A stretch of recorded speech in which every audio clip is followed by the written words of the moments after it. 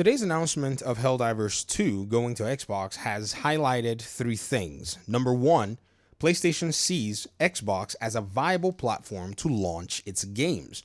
You see, many may try to go ahead and create this distinctive within the live service and the single player games. But the reality is the live service games are designed and actually, if successful, positioned to make more money than the single player games. Their ROI usually pays themselves and continues to bring in revenue for the studios. So Helldivers 2 going to a platform where people would more than likely, or at least likely, play the game makes a lot of sense. When you think about a game that is designed for the fashion, the Spider-Man, The Last of Us, the Sucker Punches, Ghost of Tsushima, these games take 6, 7, 8 years to design and develop in an incubation phase. Whereas a game like the Helldivers 2 game can be, developed in about maybe close to the same time and then iterated upon to continue to expand with expansions, DLC, new maps, new modes, and such that don't take as much investment in creating a brand new game from scratch. So it makes a lot of sense to put your game over there.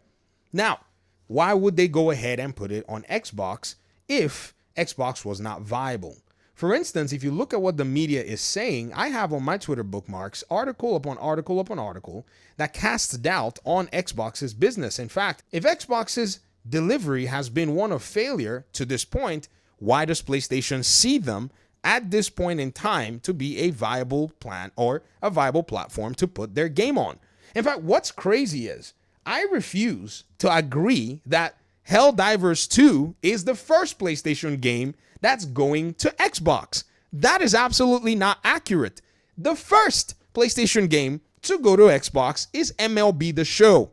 All of this talk, and I've seen Xbox fanboys and PlayStation fanboys and all these people say, well, there were license obligations. I don't give a hoot. The license obligations came with an obligation to earn money, just like Helldivers 2 has an obligation from the shareholders to make money. Hence, it went there. Or are we going to say that because the shareholders were asking Mrs. Azar and the other executives about how they're going to grow the business, that they pressured the executives to move Helldivers 2 to another platform or another console? Come on now. Why are people trying to pretend like we're all naive and we don't know that business pushes itself to where the money is? MLB The Show is a game been developed by San Diego studios since about 1997. After so many years, the game chooses not to go to PC, but to go to another console. Why would they go ahead and do that? Not just another console, but to Game Pass in its first 3 iterations. So, somewhere, somehow, PlayStation has always realized, always known, and has been aware that Xbox is a viable business to launch its game. In fact, I'll take a data-centric approach with MLB The Show to show you that the numbers actually did, or I think that the numbers found a way to influence PlayStation as to where they could viably go farm money when poop hit fan. Check this out. When the PlayStation 5 launched, Berkshire Hathaway was basically announcing to his investors that PlayStation 5 was doing well. While doing so, they were also announcing games that had also launched very well. Do you know what they found out? They basically found out that MLB The Show from San Diego Studios, MLB The Show 2021, was the fastest selling title in the franchise history with more than 2 million copies sold across all platforms. The game has reached more than 4 million players since releasing April 16, 2021. That was from when the game launched. I think the game launched around, April or something. And then this particular missive or this particular report was written in July. The game had not seen that many players so fast ever. The data, the numbers, the captivity of a new audience stuck in PlayStation's mind very, very, very impressive in an impressionable way. There's no way they could basically go and say, yo, we did one thing to launch a game on a console that is not distinct from ours in the sense that from a technical perspective, they're both AMD devices. And we pretty much have struck gold because there was not this audience on PlayStation. We almost always will max out each year in terms of sales, obviously by this report of it seeing the fastest selling franchise in history. And now we have a new audience that we can basically leverage. For people to go around saying that there were financial obligations while the investors were celebrating is absolutely naive, because the investors have asked another question again and are asking more questions as to how are you going to grow PlayStation's bottom line? And their executives are answering, we're going to basically thoughtfully take our games off console, hence a viable platform for our games. Traditionally, Steam had been that platform in the last few years, but more and more market saturation continues to hit everybody. So what do? When Steam is a very competitive ground, you're no longer in control of the ecosystem, and those who control the ecosystem do not filter out as many developers as you do, and as the other guy does, and as the other guy does. What do? You need to find another place to go ahead and find viable users. Look at the number of games that came out on Steam the same year Helldivers 2 launched day one on Steam. 18,730 games. This tells you that PlayStation has looked at Steam as a viable business. However, there's a saturation that's going on, and they see Xbox with the next step of viability in sight. Number 2, Xbox is innovating.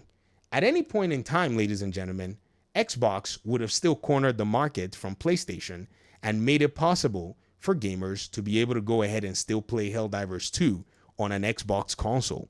Call it what you want. Say whatever you like. The Xbox Ally X is an Xbox console. It is designed in conjunction with Asus, with also Xbox's own designers and hardware teams. Their software team for Windows is making a customized, scaled down Windows operating system channeled and directed towards gaming, because Windows is actually good for gaming. I know people make it sound like crazy, but I've spent a lot of hours gaming using Windows via Steam and even other platforms, and I can tell you there are its kinks. However, I think it's blown out of proportion, because my experience for the last few years compared to the way they're basically going ahead to yell about it on the internet, they're two different things. Now, let me quiz other people. What has your experience on Windows been like, having gamed on there for at least 8 years? Negligible? A nightmare? I mean, if it was a nightmare, you wouldn't stay that long. And I guess you can probably answer the question yourself. But here's the thing. With the Xbox Ally X coming, with Xbox's announcement that they're going to basically open up their entire gaming platform, not relegated to one particular storefront, I strongly believe that right now, PlayStation looks at that and says, well, there's no doubt that these Xbox gamers are going to get a hold of our games. And if they get a hold of our games, we're happy about that. There's nothing wrong with that. But why do we have to wait for them to adopt a new piece of hardware when our investors are asking us how we're going to grow our gross operating margin to 10% and evolve our business further down the road? Well, the evolution has come. Right now, PlayStation doesn't have any other means to go ahead and raise this revenue, because third party is going to third party. And like I've said in many videos, PlayStation cannot keep waiting for third-party developers to launch games, market games, make games successful so that they can earn 33 or 30% from those games. 70% is a faster, bigger bag that they can earn with already owned IP that they have sitting in their shelves on their servers. What are they doing with Last of Us after selling many versions and $100 version? Could there not be somebody on Xbox that wants to play it, especially the old versions that you already have? What are y'all doing with Ghost of Tsushima? What the heck are you guys doing with a lot of your other God of War games sitting there on the shelves, having already maxed out their number of people that are going to buy them? I think right now the investors are looking and saying your business will more than likely need to involve Mrs. Azar, Mr. Holst, and Nishino-san. You all have to start making it work, because investors want to see the growth that they can leverage. Seeing as Xbox also jumped right across the pond and started dropping games on PlayStation, seeing sales grow, the investors were asking those questions. And just like the MLB The Show, where its stakeholders, whether it be MLB, whether it be, freaking Berkshire Hathaway or whoever, would have loved to see at least a game that was viable that they were investing in, they're moving their games elsewhere. This is, in my opinion, probably one of the craziest things that we've ever seen. For the longest time, PlayStation made it seem really weird. Oh, get another guy to publish it, or get another person to publish it, or somebody else publishing it means that it's not us that's doing it. When all this while, ladies and gentlemen, All that MLB The Show money has been going straight into PlayStation's bank account. All that Lego Horizon money from Nintendo and MLB The Show money from Nintendo has been going into PlayStation's bank account. No one resisted the dough when it showed up, except for the fanboys who have not been investing in making video games. Hence, a lot of their opinions are null and void. Finally, you, the fan base that thought PlayStation's ecosystem thrived on exclusivity, I think you are probably mistaken as to the importance of exclusivity in today's gaming market. I'll explain. All this while, it was always kind of insinuated that these exclusive games were designed to bring people into the gaming industry. Okay, to an extent, or I guess to a platform, I said gaming industry. And the gaming industry was insinuated that this was designed to bring people into these platforms. Nintendo having all these exclusives, PlayStation wanting to follow suit, and also Xbox wanting to follow suit. However, there's also the side of the burden of hardware that the gamer has to go ahead and buy. And if the gamer does not have a preference for a hardware piece, it's almost a very, very big sell to try to convince them to spend extra hundreds of dollars to go play one game that exists on your platform. It worked in the last few years. For instance, if I were to show you maybe that Steam launched games, you'll notice that, yes, the number of games being launched from, let's say, the PlayStation 4 all the way through the end of that generation, that release cadence, it did grow significantly, especially towards the end of the generation with COVID and such.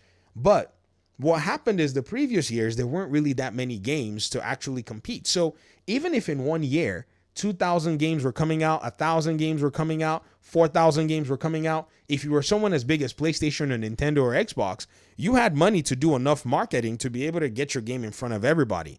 I mean, did y'all forget that Destiny had a marketing budget from Activision that was basically reported to be closing in on $500 million? That's the kind of advertising that you do that nobody forgets. Do you all remember that Marvel's Spider-Man, the 2018 version, took on some real expensive airtime? I think it was during some sports game of some kind. And that game basically had the marketing of marketing. And you could spend that kind of money and your game was fine. Today, everyone is in the know with almost everything, or at least there's just so many games that even if they're in the know, they sometimes can forget about your game. Or they have options that they can choose, whereas when they see your nice game that you marketed come out of $70, Joe Indie over here is going to give them another game with a fun experience for $30.